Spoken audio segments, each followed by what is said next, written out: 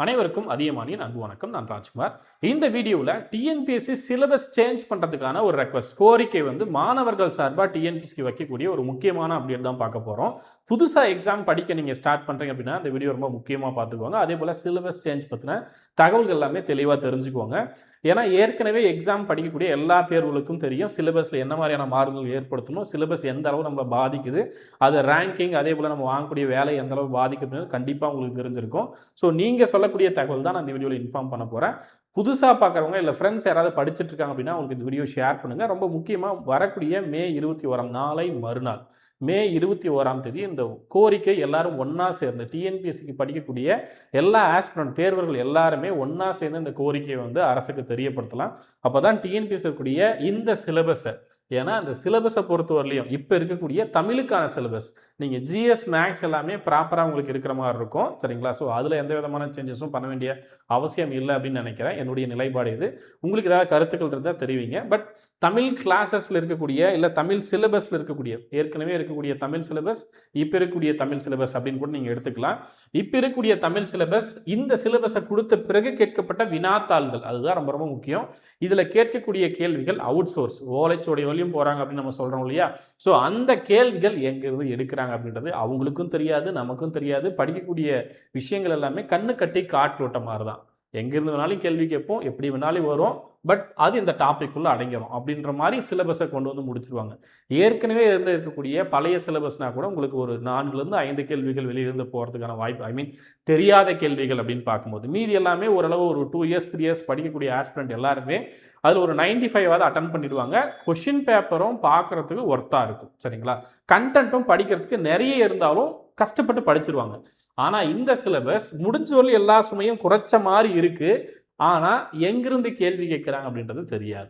இப்போ நமக்கு இருக்கக்கூடிய சிலபஸ்லேயே இலக்கணம், எழுத்து இலக்கணத்தில் நீங்கள் கண்டென்ட் படிக்கலாம். சிலபஸ் பார்த்து நீங்கள் படிக்கிறோம் அப்படின்னா இலக்கணத்தில் 25 கேள்விகள் அப்படின்னு கொடுத்துட்டாங்க. ஸோ இதில் கொடுத்துருக்கூடிய டாப்பிக்கை நம்ம படிக்கும்போது கவர் பண்ணுறதுக்கு ஓரளவு சாலிட் டேட்டா நம்ம படிக்கிறதுக்கு இருக்குது. இதுவே அதுக்கப்புறம் போக போக சொல்லகரால் இருக்கக்கூடிய தகவல்கள் எதிர்ச்சொல்லிருந்து மற்ற எல்லாமே சொல்பொருள் அதே போல் சொல் அகராதில் இருக்கக்கூடிய தகவல்களாக இருக்கலாம். சரிங்களா? அதே போல் திரும்ப திரும்ப ஒரே டேட்டாவை படிக்கிற மாதிரி இருக்கும். அப்போ 6ஆம் வகுப்புலேருந்து 10ஆம் வகுப்பு 11ஆம் வகுப்பு 12ஆம் வகுப்பு இதுவரையும் தேடி கேள்வி கேட்டால் கூட அவங்களால ஒரு டஃப்பான கொஷின் பேப்பரை இந்த சிலபஸில் செட் பண்ணுறது ஓரளவு சிரமம் தான். ஏன்னா ஒரு டைம் செட் பண்ணிட்டோம் அப்படின்னா திரும்ப அடுத்த எக்ஸாமுக்கு திரும்ப அங்கேருந்து அதே ஏரியா கொஷின்ஸ் கேட்குற மாதிரி போயிடும்.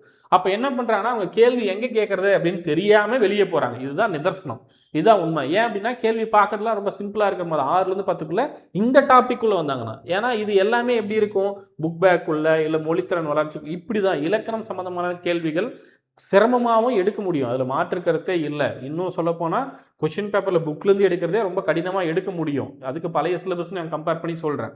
அப்படி இருக்கும்போது இப்போ கொடுத்துருக்கூடிய இந்த சிலபஸ் டாபிக்குள்ள கொஷின் டஃப்பாக எடுக்கிறோம் அப்படின்ட்டு புக்கை விட்டுட்டு புக்கை தாண்டி வெளியே அவுட் சோர்ஸ் போகிறாங்க இல்லையா? இதுதான் ரொம்ப சிரமமான ஒரு விஷயம்.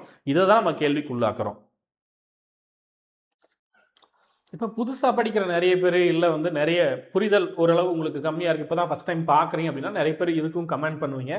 இது போட்டித் தேர்வு தானே, நீங்கள் கஷ்டப்பட்டு மதிப்பெண் வாங்கி ரேங்க் வாங்குங்க, இது போட்டித் தேர்வு தான் அப்படின்னு கமெண்ட் பண்ணலாம். இதில் போட்டித் தேர்வு தான், அதில் மாற்று கருத்தே இல்லை. ஒரு போட்டித் தேர்வுக்கான சிலபஸ் அப்படின்னும் போது நமக்கு ஓரளவு எக்ஸாக்டாக 100 கொஸ்டின் ஒரு புக்லேருந்து வரணும்னு அவசியம் இல்லை. ஆனால் நான் படிக்கக்கூடிய ஒரு 20 புத்தகம் 30 புத்தகங்கள்லேருந்து கூட அது வரல அப்படின்னா அப்போ 300-400 புத்தகத்தையும் நான் ரெஃபர் பண்ண வேண்டிய அவசியம் இருக்குது அப்படின்ற கேள்வி தான் இங்கே வருது. சரிங்களா? நான் எதை ரெஃபர் பண்ணும், எனக்கு இப்போ பாலிட்டி அப்படின்னா புத்தகத்தை தாண்டி வெளியில் போனாலையும் நான் லக்ஷ்மிகாந்த் புக் படிக்க முடியும். யூபிஎஸ்சி ஸ்டாண்டர்ட் லெவலையும் புக்கு இருக்குது. அப்போ இந்த டிஎன்பிஎஸ்சி தமிழுக்கான புத்தகம் எது? அப்போ இன்ஸ்டியூட் புக்கை ரெஃபர் பண்ண வேண்டாம். சரிங்களா? நான் எதுக்காக சொல்கிறேன் அப்படின்னா நம்ம அதையும் ரெஃபர் பண்ணுறோம் அப்படின்னா இன்னும் எவ்வளோ படிக்கிறது, எதெல்லாம் நம்ம ரெஃபர் பண்ணி படிக்கிறது அப்படின்ற ஒரு கேள்வி இருக்குது. பட் கான்செப்ட் வைஸ் நம்ம புரிஞ்சுக்கிட்டாலும் அந்த கதைகளையோ இல்லை மற்ற விஷயங்களையோ இல்லை இலக்கணத்திலேயே இருக்கக்கூடிய புணர்ச்சி வழி நான் புரிஞ்சுக்கிட்டாலும் சிலபஸை நான் கவர் பண்ணி படிச்சுக்கிட்டாலும் அதுக்கு மேலே நான் எங்கே தேடி படிக்கிறது அப்படின்ற ஒரு சோர்ஸ் தான் இங்கே தேவை. எனக்கு சோர்ஸே இல்லாமல் நான் எதை தேடி படிக்கிறது அப்படின்ற கேள்விக்கு தான் நம்ம வரோம். சரிங்களா? ஸோ அவுட் சோர்ஸ்லேருந்து கேள்வி கேட்காம, அதுவும் அவுட் சோர்ஸ்லேருந்து கேள்வி கேட்கறதுனா கொஞ்சமாக இருந்தால் பரவாயில்ல, 4லிருந்து 5 கேள்விகள் வரலையும் உங்களுக்கு தெரியாத புத்தகம் கேட்குறாங்க அப்படின்னா பழைய சிலபஸ்லையும் அப்படி தான் கேட்பாங்க. அப்படி இருந்தால் பிரச்சனை இல்லை. இங்கே கேட்குற கேள்வி எல்லாமே எங்கிருந்து இருக்குது, 40லேருந்து 50% கேள்விகள் அவுட் சோர்ஸ். மீதி இருக்கக்கூடிய கேள்விகள்லாம் கூட என்ன பண்ணிடுறாங்க, படிச்சிருக்கோம் அந்த கான்செப்ட் வந்து ஆன்சர் பண்ணிடுறாங்க. ஒரு 70லேருந்து 80 வரைக்கும் கூட ஆன்சர் பண்ணிடுறாங்க நல்லா படிக்கிறவங்களே. நான் சொல்றது பழைய சிலபஸ். இப்போ நான் உங்களுக்கு பழைய சிலபஸும் ஷோ பண்றேன். இது பழைய சிலபஸ். பழைய சிலபஸ்ல பார்த்தோம் அப்படின்னா நமக்கு டாபிக் தெளிவா இருக்கும். இந்த டாபிக் புத்தகத்துல இங்க தான் நீங்க படிக்க போறீங்க அப்படின்னு இருக்கும். அதுக்காக பழைய சிலபஸை கொண்டு வாங்க அப்படின்னு நான் சொல்ல வரல. பழைய சிலபஸ்ல இருக்கக்கூடிய ஒரு தெளிவு புதிய சிலபஸ்ல இல்ல. புதிய சிலபஸ் தெளிவா இருந்தாலும், ஐ மீன் தெளிவா இருக்கிற மாதிரி சிலபஸ்க்கான பேஜஸ் இருந்தாலும் அது எங்க படிக்கிறது அப்படின்ற தெளிவு தான் இல்லை. ஏன்னா கொடுக்கக்கூடிய இந்த சிலபஸுக்கும் நம்ம பார்க்கக்கூடிய அந்த வினாத்தாளுக்கும் பெரிய கேப் இருக்கு. அப்ப இந்த சிலபஸ் நான் படிச்சு அந்த கொஸ்டின் பேப்பரை அட்டன் பண்ணிடலாமா? இங்க கொடுத்துருக்கூடிய கான்செப்ட் எல்லாமே நான் படிச்சிடுறேன். நீங்க கொடுக்கக்கூடிய தகவல்கள் எல்லாமே நான் 6ஆம் வகுப்புல இருந்து 10ஆம் வகுப்பு வரலையும் படிச்சுட்டு 11th 12th கவர் பண்ணிடுறேன். ஈவன் ஓல்டு புக்கும் கவர் பண்ணிடுறேன். அப்ப நான் படிக்கக்கூடிய நியூ புக்கா இருக்கலாம், 6லேருந்து 12 வரலையும் இருக்கக்கூடிய எல்லா டேர்மும் எடுத்துக்கோங்க. அதே போல ஓல்டு புக் நான் சொல்றது 2019க்கு முன்னாடி இருக்கக்கூடிய பழைய சமச்சீர் புத்தகமா இருக்கலாம், அதையும் எடுத்துக்கோங்க. அதுல இருக்கக்கூடிய எல்லா புத்தகம் எல்லா டேர்ம்ஸும் நான் 20லேருந்து 30 புத்தகத்துக்கு மேல படிக்கிறேன். இந்த கான்செப்ட் எல்லாத்தையும் தொகுத்து கொடுத்துருக்கூடிய கலைச்சொல்ல இருந்து நான் 6லேருந்து 12 வரலையும் படிக்கிறேன், மறுபடியும் அங்கிருந்து 12 வரலையும் படிக்கிறேன்.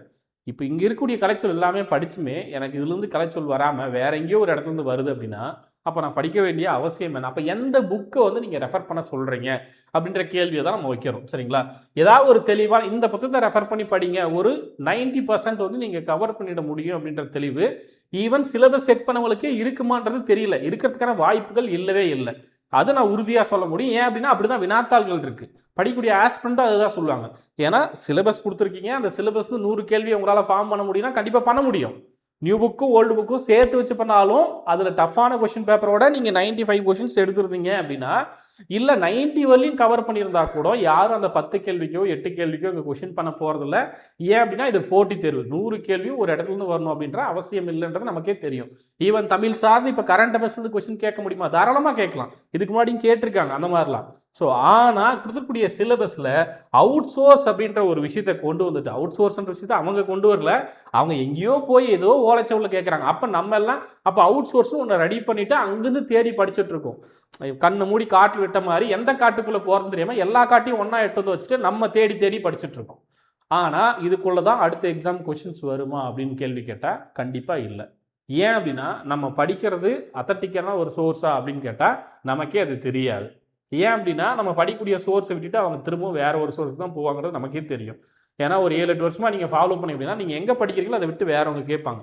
இது ஏற்கனவே இருக்கக்கூடிய பேட்டர்ன் தான். டிஎன்பிசி ஃபாலோ பண்ணுறது தான். திரும்ப திரும்ப சிலபஸை மாற்று, அதை மாற்று, இதை மாற்று, தமிழுக்கு எப்படி, இங்கிலீஷ்க்கு எப்படி, ஜிஎஸ்க்கு எப்படி, இந்த மாதிரி மாற்றி மாற்றி ஒரு கன்ஃபியூஷன்லேயே நம்ம இருந்துட்டு இருக்கோம் அப்படின்றது டிஎன்பிசிக்கு படிக்கும்போது தெரிஞ்சிருக்கும். ஈவன் நீங்கள் டிஎன்பிசிக்கு படிக்கிற நேரம் ஒரு டிகிரியே படிச்சிருக்கலாம் மைண்ட் செட்லாம் நிறைய ஆஸ்பிரண்ட்டுக்கு வந்திருக்கும். புதுசாக படிக்கக்கூடியவங்களுக்கு இன்னொரு டிகிரியே பண்ணியிருக்கலாம் அப்படின்ற மாதிரி தான் இருக்கும். ஸோ பழைய சிலபஸ் பார்க்குறோம் அப்படின்னா இதில் இருக்கக்கூடிய ஒரு தெளிவு, இப்போ பெரிய புராணம்னா நான் நியூ புக் ஓல்டு புக் ரெண்டையும் கவர் பண்ணி படிச்சுனா அப்போ அது வந்து ஒரு கேள்வி வந்திருக்கு.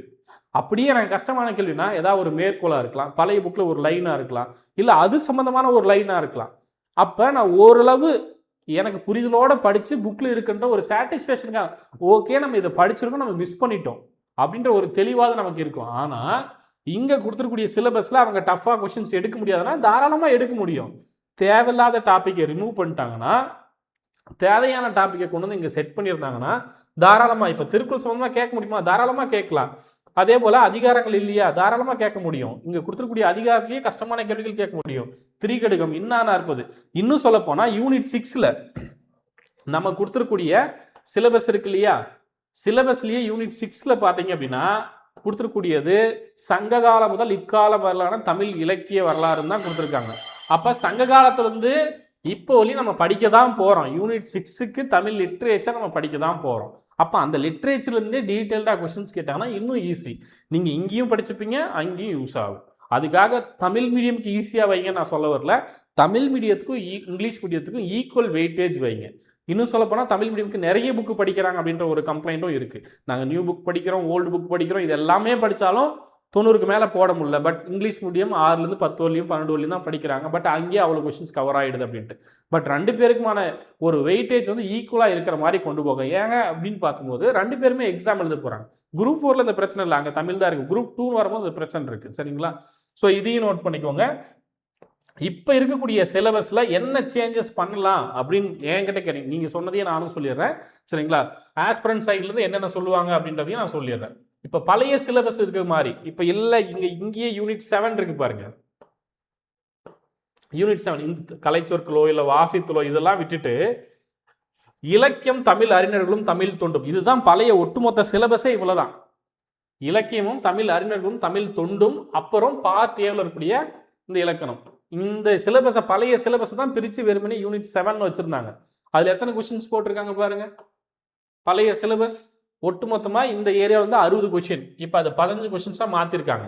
சரிங்களா? பழைய சிலபஸில் இந்த ஏரியாவிலிருந்தே 60 கேள்விகள், நிறைய டாப்பிக்கை ரிமூவ் பண்ணியிருக்காங்க. ஒட்டுமொத்தமாக அப்படியே கொடுத்துடல, நிறைய டாப்பிக்கை ரிமூவ் பண்ணியிருக்காங்க. பழைய சிலபஸ் எடுத்தோம் அப்படின்னா இந்த மாதிரி தான் இருக்கும். அதுக்காக இதே சிலபஸை கொண்டு வந்து இன்னும் கஷ்டப்படுத்துங்கன்னு சொல்ல வரல, ரீஃபார்ம் பண்ணுங்க. ஒரு தமிழ் மீடியம் ஸ்டூடெண்ட்ஸுக்கும் இங்கிலீஷ் மீடியம் ஸ்டூடெண்ட்ஸுக்கும் ஈக்குவல் வெயிட்டேஜ் இருக்கிற மாதிரியான ஒரு சிலபஸ் கொண்டு வாங்க. அது ப்ராப்பராக இருக்கும், தேவைப்படக்கூடிய ஒரு விஷயமா இருக்கிற மாதிரி ஒரு அரசு அதிகாரிக்கு தேவைப்படும். ஏன்னா தமிழ் இருக்கக்கூடிய நிறைய விஷயங்கள், நீதி, நேர்மை, இந்த மாதிரி எல்லா ஒருத்தருடைய குணங்களை சரியாக நேர் வழிப்படுத்துகிற மாதிரி, நெறிப்படுத்துகிற மாதிரி இருக்கக்கூடியது தமிழுக்கான சிலபஸ் தான். அதனால தான் அறநூல்கள் சம்மந்தமாக நீங்கள் போட்டித் தேர்வுக்கு கண்டிப்பாக படித்தே ஆகணும் அப்படின்னு சொல்லக்கூடிய விஷயம். தமிழில் அந்த குவாலிட்டி கண்டிப்பாக இருக்கும். சரிங்களா? ஸோ அதனால் தமிழ் இருக்கக்கூடிய சிலபஸை வெறுமனே வந்து இந்த மாதிரி இல்லாமல், எப்படி வெறுமனே வந்து எதிர்ச்சொல் படிங்க, கலைச்சொல் படிங்க, இதை பார்த்துட்டு இதுக்கு ஆன்சர் பண்ணுங்க, ஆங்கில சொல்லுக்கு தமிழ் சொல் எழுதுங்க, அது மட்டும் இல்லாமல் நிறுத்தல் குறிகள், இந்த மாதிரிலாம் ஒரு டம்மியான ஒரு சிலபஸாக இல்லாமல், அதுக்காக இந்த டம்மியான சிலபஸ்ன்னு சொல்ல நினைக்காதீங்க, பார்க்க அது டம்மி மாதிரி தெரியும், ஆனால் அது எப்படி இருக்குன்றது நம்ம கொஸ்டின் பேப்பர் பார்க்கும்போது தான் தெரிஞ்சிருக்கும். பார்க்கும்போது எளிமையாக இருக்கிற மாதிரியான ஒரு சிலபஸாக இருக்கு இல்லையா, அந்த மீனிங்கில் நான் சொல்கிறேன். ஆனால் கொஸ்டின் பேப்பர் பார்க்கும்போது இந்த சிலபஸ்லேருந்து தான் இந்த கேள்விகள்லாம் கேட்டாங்களா, ஏதாவது ஒரு வார்த்தையை வச்சு மேட்ச் பண்ணிடுவாங்க. கலைச்சொல்லேருந்து கேட்டிருக்கோம், ஆங்கில சொல்லேருந்து கேட்டிருக்கோம், இலக்கணத்துலேருந்து கேட்டிருக்கோம், புணர்ச்சிலேருந்து கேட்டிருக்கோம் அப்படின்னு வந்துடுவாங்க. ஸோ அந்த மாதிரி தான் இருக்குது. ஆனால் அதையுமே கொடுங்க, ஒரு 20 புக்கு வரையும் கூட கொடுங்க, படிக்க இங்கே எல்லாருமே ரெடியாக தான் இருக்காங்க. ஆனால் அதையும் தாண்டி எங்கே இருக்குன்னு கேள்வி எடுக்கிறவங்களுக்கும் தெரியாமல், படிக்கிறவங்களுக்கும் தெரியாமல், ஆன்சருக்கு கொடுக்கும்போது டிஎன்பிசிக்கும் தெரியாமல் இருந்துச்சு அப்படின்னா எந்த சோர்ஸை வச்சு நம்ம சேலஞ்ச் பண்ணுறது? இந்த கேள்வி வருது இல்லையா? ஸோ இது ரொம்ப ரொம்ப முக்கியமானது.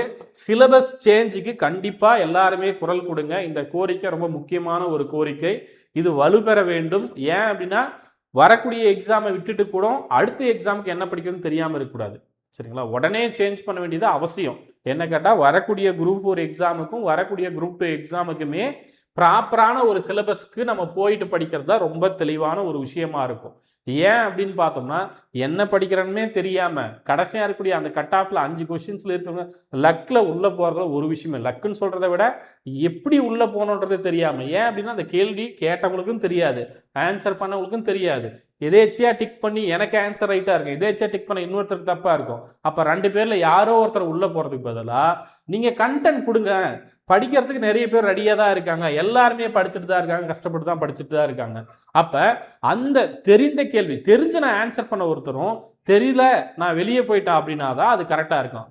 ஏற்கனவே டிஎன்பிசியோட கொஸ்டின் பேப்பரில் டிரான்ஸ்லேஷன் மிஸ்டேக் அது இதுன்னு ஏகப்பட்டது இருக்குது. ஜிஎஸ்ல இருக்கக்கூடிய கேள்விகள் எத்தனை தரம் இல்லாமல், தரம் இல்லாமல்னா தவறான கேள்விகளாக இருக்குது. அதுக்கு ஆன்சருக்கு ரெடி பண்ணும்போது கிட்டத்தட்ட ஒரு 200 கேள்வியில் 5லேருந்து 8 கேள்விகள் திரும்ப நம்ம கேள்வி கேட்குற மாதிரி இருக்குது.